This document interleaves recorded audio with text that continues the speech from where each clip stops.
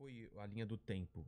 O que aconteceu Olha, para ter essa discordância se eu tão não me grande? engano, o Bolsonaro apresentou a proposta em março. Eu fui Tá. eleita em janeiro, então primeiro, né, que tava É, acabou de chegar. sofrimento, é difícil.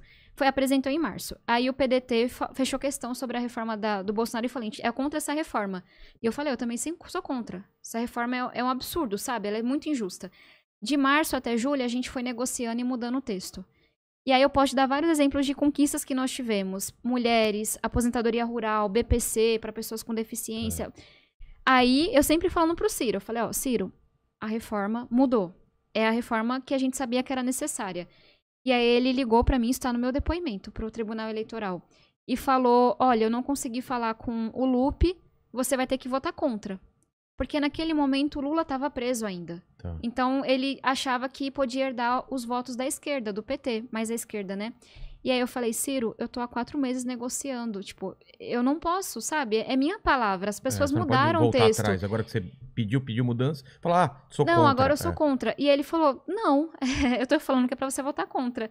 E aí eu desliguei o telefone e falei, eu não vou votar, eu tenho palavra. Desculpa te interromper, mas ele sabia que estava mais próximo do que ele queria, até no começo também, e o partido queria, e não queria assinar isso. Ele começou, ele era a favor. Certo. E aí, tanto que o Mauro Benevides, que é do PDT, ia ser o relator da reforma. Certo. Só que aí, como o Lula estava preso, o PDT falou, não, a gente tem que ser contra, porque a gente tem que herdar os votos do PT. E aí, eu comecei a mudança, mas eu sempre falei, eu sou a favor, tô mudando, etc. Foi uma mudança eleitoral. Só que aí, o Ciro falava assim, Tabata, fica tranquila, eu tô conversando com o Lupe, vai dar tudo certo. A gente até fez uma conferência em Madrid, que eu participei, que é de jovens que estudam lá. E ele, não, tá tudo certo, vai dar certo. E aí eu liguei pra ele no dia e falei, Ciro, eu falei com o Lupe e ele não mudou de ideia. Continua querendo. Ele tá continuando querendo fazer esse movimento, não sei o que lá. Só que nisso o partido não fechou questão sobre o novo texto. Então, não tinha um posicionamento oficial. Não tinha? Não, só fechou em março, não fechou em julho. Então o Lupe tava assim, ameaçando. Vocês vão sofrer consequências, fechou não sei só o quê. naquela primeira que era ruim. Mas não fechou nessa. Então assim, eu falei, olha, no máximo ele vai ficar muito bravo comigo, né? Não fechou a questão. Não ouviu as pessoas, até porque uma boa parte da bancada era a favor naquele momento. E aí o Ciro me ligou no dia e falou, não consegui convencer o Lupe. E aí eu, beleza, mas eu dei minha palavra. Eu sei que é importante pro Brasil. E só que eu desliguei e eu achava que tava tudo bem, assim. Eu pensei, no máximo ele tá puto comigo porque eu não segui o que ele falou. Só que ele interpretou aquilo como uma desobediência. E aí, eu juro pra você, assim, as próximas interações foi eu recebendo matérias dele me xingando. Tipo, traidora? Traidora. Ele falou do meu pai. Tipo... O quê?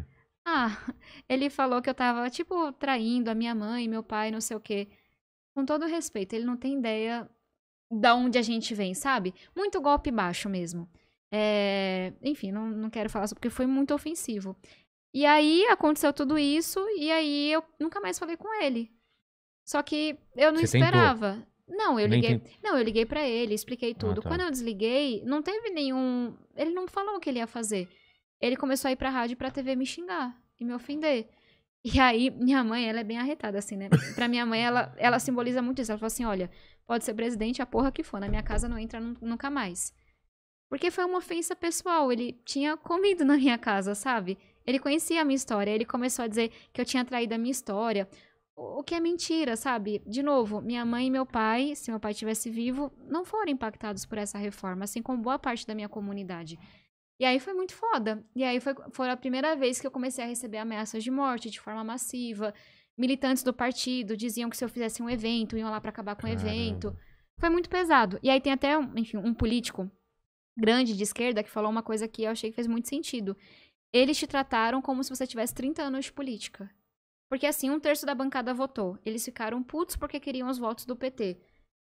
Eles não foram pra cima dos homens. Não? Não. Você sabe de alguma outra pessoa do PDT que votou na reforma da Previdência? Não, quem?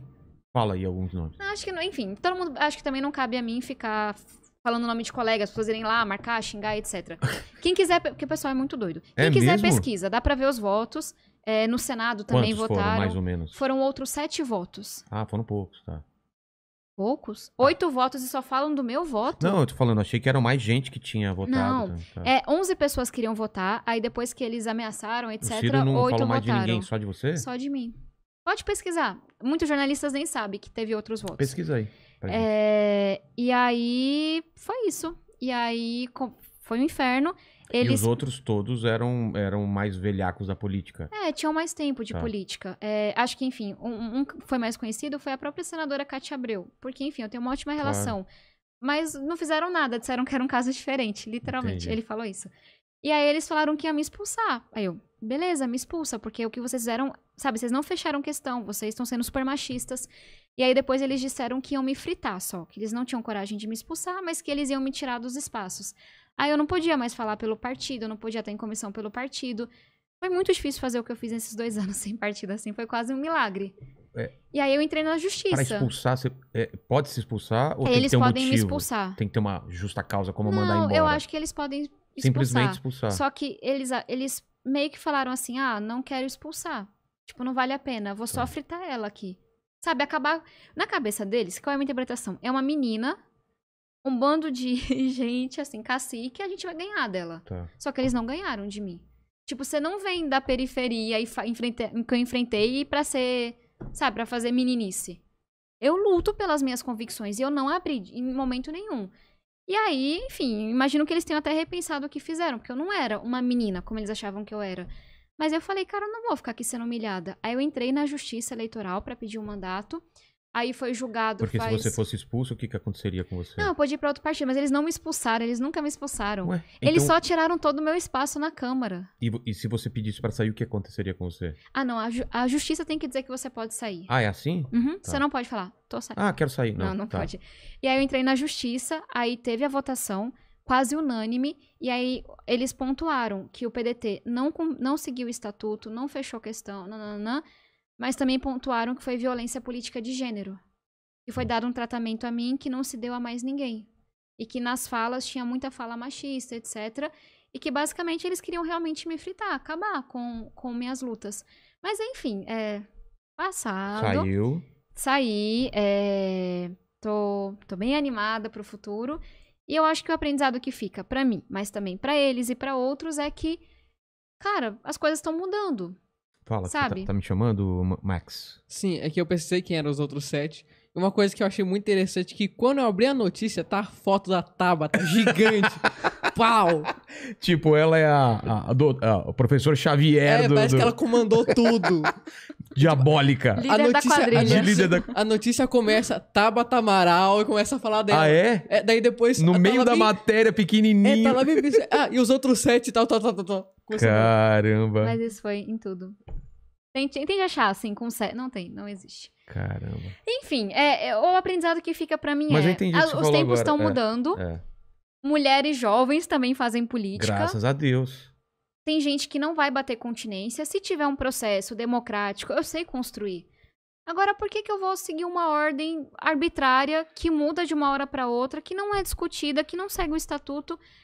Eu não quero estar na política assim. Daqui 20 anos eu quero me olhar no espelho e falar, ainda é a Tabata. Com erros e acertos, mas não erro ético, de valor. Erro técnico. Ela não fez a leitura certa, ela apresentou o projeto que ela não via... Então, sabe, beleza. Ganhei vários haters, já sofri muito, é muito pesado, mas todo dia eu durmo tranquila, porque errando e acertando, eu tô seguindo a minha convicção. E eu acho que o aprendizado pra eles os tempos estão mudando. Os partidos vão ter que ser mais democráticos, vão ter que ser mais inclusivos. E pra mim, a decisão da justiça diz isso.